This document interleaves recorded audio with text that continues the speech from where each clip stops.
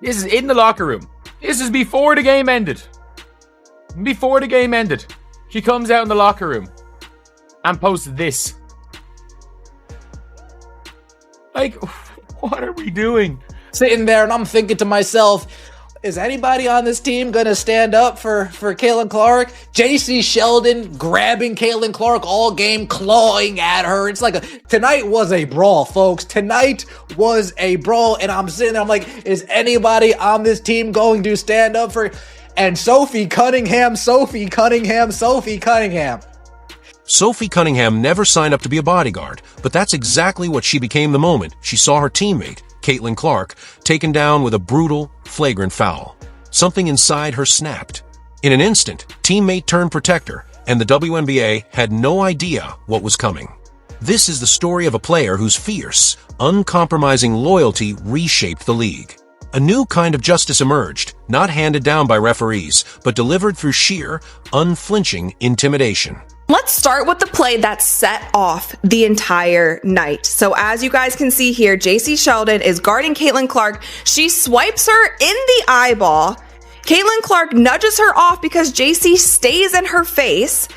And then Tina Charles runs over and is kind of wagging her finger in Caitlin Clark's face. And then Marina Mabrey comes out of nowhere and chucks her to the floor. Now let's watch this in slow motion. Here, JC Sheldon is guarding Caitlin, swipes her in the face. There's one. Going for the ball, swipes her in the eyeball. Caitlin's gonna have to start wearing goggles. And then Caitlin pushes her off of her, like, why are you still in my face? Marina Mabrey, bat out of hell, chucks Caitlin Clark. Caitlin Clark didn't simply step into the WNBA. She stormed in, carrying a target so enormous it might have warranted its own zip code and a full-time security detail. From the moment she was drafted, she wasn't just another celebrated rookie. She was a cultural lightning rod, the league's chosen prodigy. The golden ticket, the player expected to skyrocket ratings, command attention, and elevate the sport to heights it had never seen. Welcome to WNBA Fight Night, or as some people are saying, WNBA Raw. What a game that was. We had it all. We had basketball, we had fighting, we had blonde on blonde crime. Oh, such an epic. Oh, goodness. But at the end of the day, it resulted in an Indiana Fever W. 88-71, taking care of business. But with immense fame came an equally perilous reality. Every opponent in the league seemed to have a personal vendetta. This wasn't just about locking down on defense, it was about sending a warning. From seasoned veterans nursing grudges over years of overlooked effort to ambitious rookies desperate to carve out their own legacy, everyone saw Clark as the ultimate measuring stick, the benchmark against which they would test themselves. Let's start here. This is, of course, Sophie and Sheldon going down the floor. Sophie tries to wrap her up, and Sheldon gets to the floor, and all hell breaks loose. And Sophie said, I'm not having it. I'm not having it. We'll go. So there's that.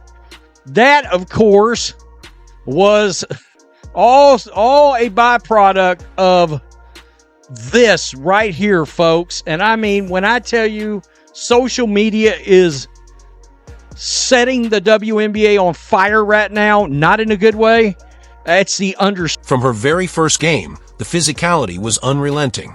Every possession brought a barrage of off-ball bumps, punishing screens, sharp elbows, and relentless trash talk. Every move seemed calculated to test her nerves, shake her confidence, and remind her that she hadn't yet earned her place in the league. The message circulating through locker rooms and whispered along sidelines was unmistakable. Target the rookie. Never give her a moment's peace. Make her fight for every single point. Of course, Marina Mabrey is going to get ejected because that was unwarranted. She literally came out of nowhere and chucked Caitlin Clark. There should be a flagrant one, of course, on JC Sheldon because she swiped her and hit her in the eyeball. Whether it is intentional or not, you can still have a flagrant a flagrant foul called on you, whether you are trying to intentionally hurt somebody or not.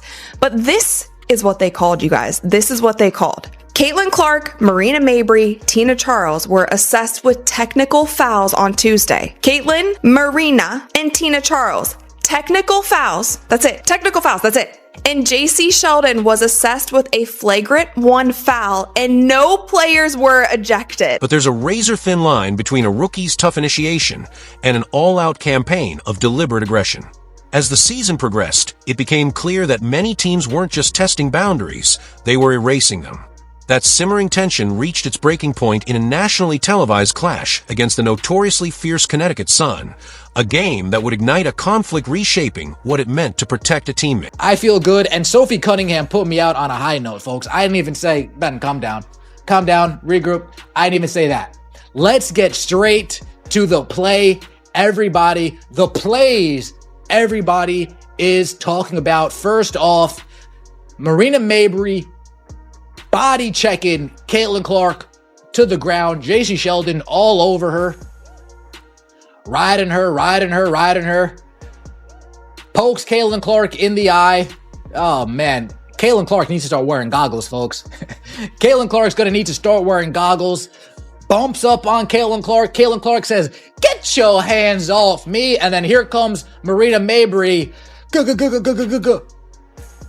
Boom! Exploding Caitlin Clark like a safety coming downhill in the NFL. There was no flop there. The moment hit like a shockwave, sudden, yet somehow inevitable. Frustration and aggression collided in a perfect storm. It started with Connecticut's JJS Sheldon locking Clark down with her trademark tight, pestering defense. Then came the swipe, not at the ball, but a deliberate rake across Clark's face, sending her staggering backward. Clark, visibly rattled, offered a small nudge to create space, a routine reaction any player would make. In a normal game, that would have been the end of it. But what followed transformed a tense play into outright assault. Out of nowhere, Marina Mabrey, who hadn't even been part of the original sequence, charged in like a heat-seeking missile, fueled by a personal vendetta. About a minute and a half into recording this reaction earlier, with 1 minute left, and all hell broke loose between JC Sheldon and Sophie Cunningham, and it is very clear the Indiana Fever, some of these girls on this team are finally fed up. Once again, WNBA, we're not talking about your basketball. We're talking about the WNBA, WWE Raw circus that you got going on right now. And we all know this incident with Sophie stems from the incident that was clearly not handled correctly by the WNBA and the referees. There was no attempt to play the ball. No basketball logic justified what happened. She lowered her shoulder, squared up, and slammed Caitlin Clark to the floor with shocking force. It was a cheap shot, blatant, dangerous, and dripping with disrespect. The whistle finally blew, late and feeble, in an arena suddenly charged with tension. The crowd gasped. Commentators faltered, momentarily lost for words. And just like that, the damage was done. On the Indiana Fever bench, a wave of anger began to swell. But for one player in particular, a fuse had just been lit, and there was no turning back. This wasn't just a hard foul anymore. It was a declaration of disrespect. All right, enough is enough. You know, at some point, the line gets crossed too often where something needs to be done and things need to be corrected. And that is certainly the case with the way things around Caitlin Clark are officiated. This is a constant problem now. You know, it is something that since the beginning, I've kind of backed off on because physical play is a part of sports. You know, going after a superstar and trying to rough them up a little bit to get in their head is a part of sports. But when it crosses the line, the referees need to do their job.